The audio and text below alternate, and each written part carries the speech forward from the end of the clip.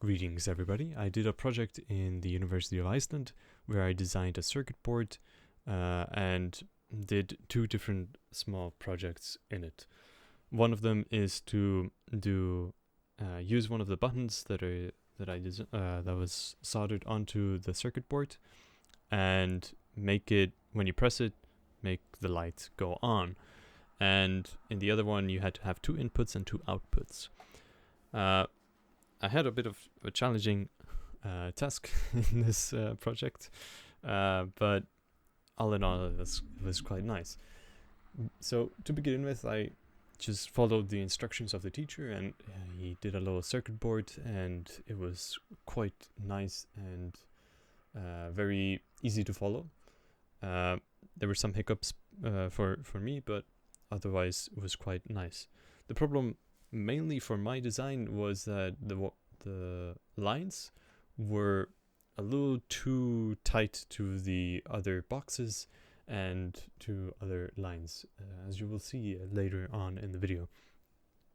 But it was mainly quite easy, and I did a little design for myself, which was the outline, which was the panda, a little panda shaped outline, which I think turned out quite nice. For the soldering part, now that was not quite nice.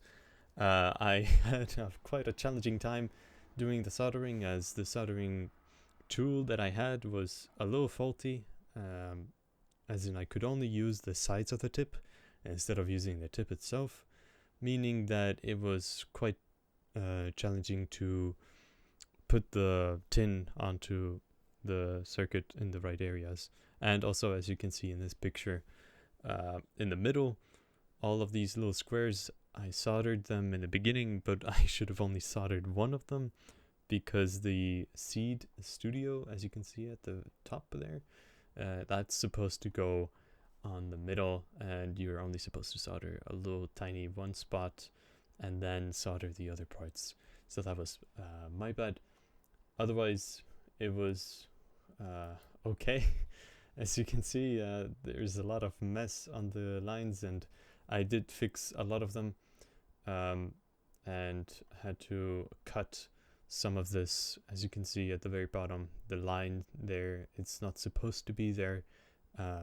It's supposed to be only a box and then the line going through. Otherwise, the ground and the 3v3 volt, they intercept, which is not a good thing.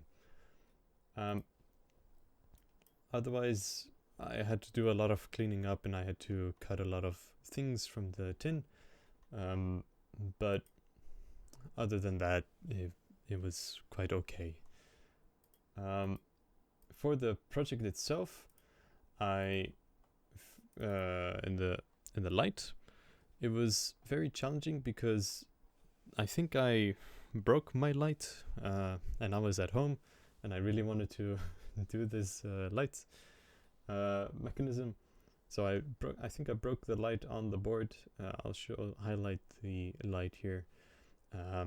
It wasn't turning on. It wasn't following the instructions that I did in the code. Maybe the code was faulty, but I had to improvise, and I just put an A2, which is one of the little wires or the circles in the seat, and I connected that to a breadboard, and I connected the breadboard to a light of my own, and I connected the capacitor, a resistor, 220 ohms, so that it doesn't burst. I also put a ground to one of the 6 pins, and then I used the button, and I got it to work. It was quite a lot of pain because I was trying to make the other light work, trying to switch it around, see if it works, but maybe it was something to do with the resistor or something to do with my layout itself. I'm not quite sure. For the final design, or the final project, I made an alarm clock, and as you can see here, it's blinkering like a police car, and I have a FSR, which is a system where you press. The harder you press, it detects the input, and if you press it once, quite hard, then it stops the alarm. And if you just press it a little bit, it doesn't stop the alarm. So I have to kind of press it a bit. For the potentiometer, potentiometer, or something like that, it's the little knob where you use it to go either to the right or to the left, kind of like a steering wheel. And that's to set the alarm clock itself. So you press the FSR, the little pressure button, pressure plate, and you choose what type of time you want, as you can see in the demonstrated video. You can also see the alarm, and when the alarm goes off, it goes off. A little bit about the circuits. We have a capacitor, a resistor, sorry, which is 220 ohms.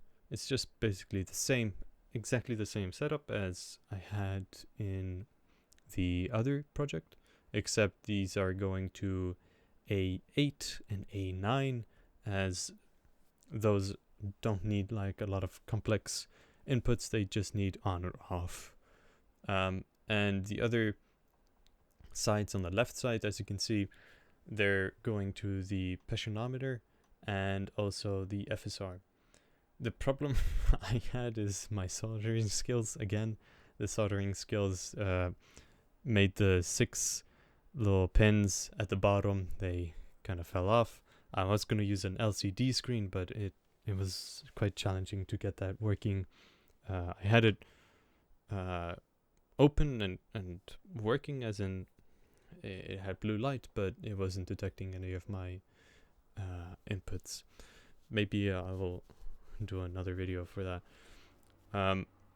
Otherwise, the other pins, they're just connected to the ground, and they're also connected to the 3v3, and the 3v3 was connected to the 6 pins. I had a bit of a issue with that, is that I had the 3v3 pin connected to the ground, which is definitely not what you're supposed to do. So I had a lot of issues with that. So maybe I need to try and see if I can have the LCD screen work now or not. But I was also going to use a little sound guy instead of the 2 lights, but I had issues with that one as well. But other than that, it was a very nice and fun project, and it was just quite challenging in some areas, and also the communications between the seed or the Xiao. It was mainly the communications between the Xiao and the computer. It was mainly analog to digital conversion, as the analog is the potentiometer and the digital is the Xiao. And I also had it connected to the laptop, so we can see the alarm clock, and we can see what we're dialing for the alarm clock. But yeah, thank you very much for listening, and sorry this is late. Have a lovely one. Ciao ciao. Ciao ciao.